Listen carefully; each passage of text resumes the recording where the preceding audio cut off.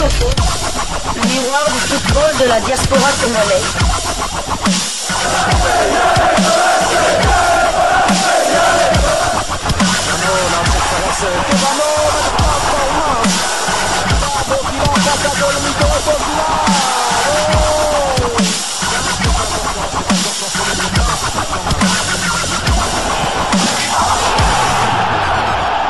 Diasco Foot, le miroir du football de la diaspora congolaise. Vous êtes sur Diasco Foot, le miroir du football de la diaspora congolaise. Diasco Foot vous dit bonjour, tout le plaisir est pour nous de vous retrouver, mais surtout de savoir que vous êtes nombreux en train de suivre votre chaîne YouTube dédiée uniquement aux footballeurs de la diaspora congolaise. C'est l'heure de partager avec vous quelques news que nous avons pu récolter pour vous, des news concernant la tanière des léopards de la République démocratique du Congo, et cela dans le cadre de cette première livraison sportive de ce lundi 10 mars 2025. Tic-tac, tic-tac, tic-tac, nous sommes à 11 jours du match de la 5e journée des éliminatoires de la Coupe du Monde Mexique, États-Unis, Canada 2026.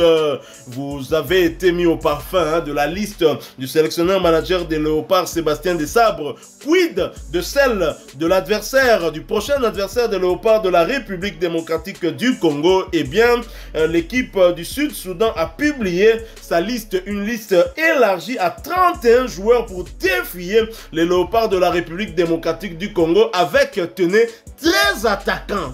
Je dis bien 13, dont un qui n'est âgé que de 17 ans, qui va avoir 17 ans cette année. Ce petit, ce fils, est né en 2008. C'est donc une pépite. Ce n'est pas pour rien qu'on peut recruter un jeune joueur comme ça pour surtout disputer un match avec un demi-finaliste africain. Il faut donc prendre cette équipe sud-soudanaise au sérieux, puisque cette équipe prend la République démocratique du Congo très au sérieux. Je le rappelle, une liste de 31 joueurs pour défier la République démocratique du Congo, avec 3 gardiens, 8 milieux, 8 défenseurs, 7 milieux de terrain et 13 attaquants. Et chez nous, on ajoute Bakambu comme 5e attaquant. Il y a des gens qui s'offusquent. On va tirer 13 attaquants. Ils vont jouer avec 6 attaquants de pointe. Et Benguela fait avec 5 attaquants de pointe. Donc, le Soudan du Sud peut jouer avec 6 attaquants de pointe. Ceux qui pensent que le Soudan du Sud vient à Kinshasa en victime expiatoire, Binoba parière, bossa l'attention. Soudan du Sud, il y en a 13 attaquants. Je vous donne cette liste détaillée. Comme gardien de but, nous avons Majak Mawit de Jamus SC. Il a 25 ans, ce gardien de but. Il évolue dans le club de la capitale sud-soudanaise, à Juba. Donc, nous avons Gadwill Yugusouk de 14 FC, toujours au Soudan, dans la capitale. Il est âgé de 20 ans. Isaac Bida de Lion Hunters FC, une équipe sud-soudanaise aussi. 8 défenseurs. Nous avons Wani Ivan de Jamus SC. Nous avons Samuel Taban de Jamus SC également. Atiki Rayuman de Calvary FC au Canada. Et donc, il veut bien rester chez lui au Canada pour le mondial, mais ça va être compliqué pour cette équipe. Isaac Friday de Lion Hunters FC Sud-Soudan. Okosha Rachid de NEC Ouganda. Et nous avons Pal Paul de El Merek SC du Soudan. Nous avons Atir Thomas de El Merek SC également. Daniel Bishok de Nairobi United au Kenya. Et nous avons 7 milieux de terrain. William Gama de Malaika SC au Sud-Soudan. C'est un milieu défensif. Joseph Malish de Jamus SC, Mario Taban de Jamus SC, Samuel Doc de Holy Family, un club du Sud-Soudan également, Sean Peter de Olympic FC, un club semi-professionnel basé à Brisbane. Nous sommes là en Océanie, en Australie plus précisément. Nelson Victor de El Merek SC du Soudan, John Juluk de Holy Family FC du Soudan du Sud. 13 attaquants dont Paul America du FC Fleury en France, un club amateur. Tito Luc Sir de Jamus SC au Sud-Soudan, David Sebit de 14 FC Sud-Soudan, Johanna Paulinho de Jamus SC, Abraham Tuyo de Holy Family FC Sud-Soudan, Pape Scholl de 14 FC Sud-Soudan, Tito Okelio de Abdelastar club de Libye, Youel Kouache de Al Mouroj FC de Libye, nous avons Genk Dut de Wajouma FC Sud-Soudan, Niak Agani de Oli Family FC du Sud-Soudan, Angoufi Moudassiri du Kariam FC au Sud-Soudan, Fodoul Nassardine de Al Hilal FC en Arabie Saoudite. Nous avons Lazarus Peter de Future Stars Academy au Sud-Soudan. Et c'est lui, le jeune attaquant qui était chez les U17. Il passe donc des U17 sud-soudanais au sud-soudanais au senior. Il est né en 2008, cette pépite. Il faut faire très attention au petit Lazarus Peter George et qui va donc donner des tournées à nos défenseurs. Il faut donc bien se préparer. Donc, l'entraîneur sud-soudanais amène 31 guerriers pour défier les léopards, chers confrères. Le nombre de 31, le rapport de force ne va-t-il pas s'inverser? Peut-être, en tout cas, hâte à être à cette date du 21 mars. Non pas parce que je crains l'équipe sud-soudanaise avec tout le respect que je peux avoir pour elle, mais parce que les léopards m'ont manqué. Donc j'aimerais quand même les revoir. Ils nous doivent sincèrement une revanche après leur défaite à domicile face à l'Éthiopie. C'était au mois de novembre dernier. Mais on va quand même se méfier. Il faut savoir que le Sud-Soudan avait battu au mois de novembre dernier le Congo-Brazzaville. C'était pour les matchs des éliminatoires de la CAN 2025. Et je vais vous donner la composition de l'équipe sud-soudanaise à cette date-là. Donc je ne sais pas si certains joueurs, mon confrère peut me dire s'ils étaient là ou pas. Donc le Sud-Soudan avait joué en 4-3-3 lors de ce match-là. Donc au goal, c'était Gennaro. Gennaro, je n'ai pas...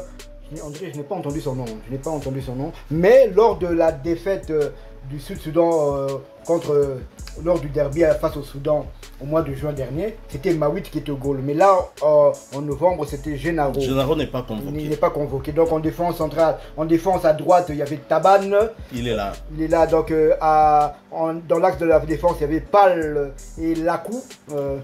Paul, il est là également. D'accord. Et Lakou, je sais B. Donc à gauche, en tout cas, Wani, en tout cas, je pense que c'est lui le titulaire parce qu'il était aussi lors de leur défaite 0-3 face au Soudan au mois de juin. Wani de Jamus, un joueur local.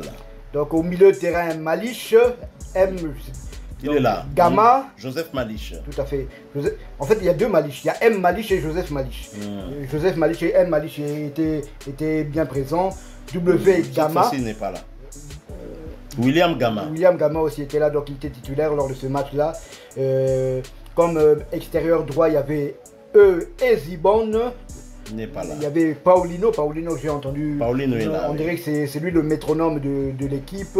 Et Youel, j'ai entendu aussi son nom, donc je pense que il était là aussi. La plupart des joueurs qui étaient là lors de leur dernier match sont là visiblement. Tout à fait. Donc voilà. Donc en tout cas c'était la composition de l'équipe sud-soudanaise lors de leur victoire 3-2 le 14 novembre dernier. Moi personnellement je connais aucun de ces joueurs. Il y a même des clubs, je suis surpris la première fois que d'entendre ce nom. Fleury, moi je connais seulement Fleury grâce à la prison. Fleury me registre. Donc je ne connais pas ce club. Un club qui joue en National 2, l'équivalent de la 4e division en France. Donc voilà, donc on va pas les sous-estimer. Ce sera en tout cas l'électrochoc face à l'Éthiopie devra nous servir d'exemple et ne pas prendre cette équipe à la légère.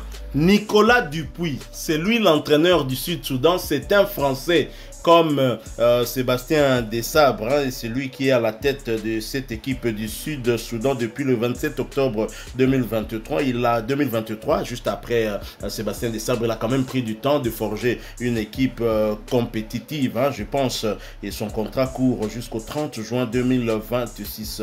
Il est friand du système 3-5-2 et un système plutôt offensif.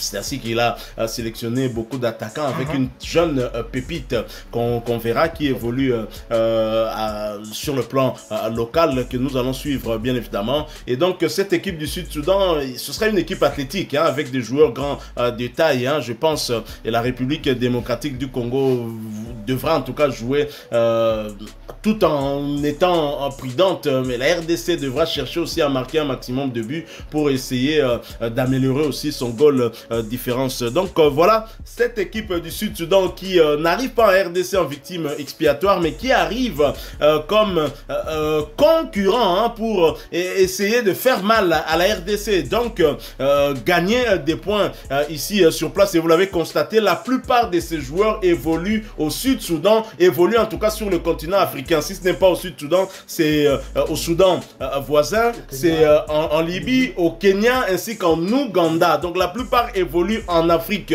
Donc Baleo Bataka Makolo Yebi Yango, demandez à Noah Sadi qui avait très vite appris la différence entre le football sur le continent et le football en Europe. Ici, même match amical Bataka Lokolo. Donc on devra avoir 11 guerriers sur le terrain pour pouvoir mettre à mal cette équipe sud-soudanaise. N'oublions pas que cette équipe est dirigée par un manager français aussi et qui donc aura des idées sur Sébastien Desabre. Sébastien Desabre connaît Dupuis connaît aussi Desabre. Et donc j'ai hâte hein, d'arriver à ce 21 mars pour pouvoir vivre ce match pourvu hein, que Dieu nous prête vie, parce que le souffle de vie, il en est le seul et l'unique maître. Voilà, nous sommes arrivés à la fin de cette première livraison sportive de ce lundi 10 mars 2025. Vous l'avez aimé, laissez-nous un maximum de j'aime, partagez avec nous en commentaire votre point de vue. Abonnez-vous sur cette chaîne Diasco Foot parce que nous sommes le miroir du football de la diaspora congolaise. N'oubliez pas d'activer la petite cloche de notification histoire de ne plus rien manquer des prochains sujets que nous allons vous proposer. Encore une fois, merci à vous, avec espoir de vous retrouver bientôt dans un autre sujet d'actualité. Mais en attendant, portez-vous bien. Diasco Foot vous dit au revoir.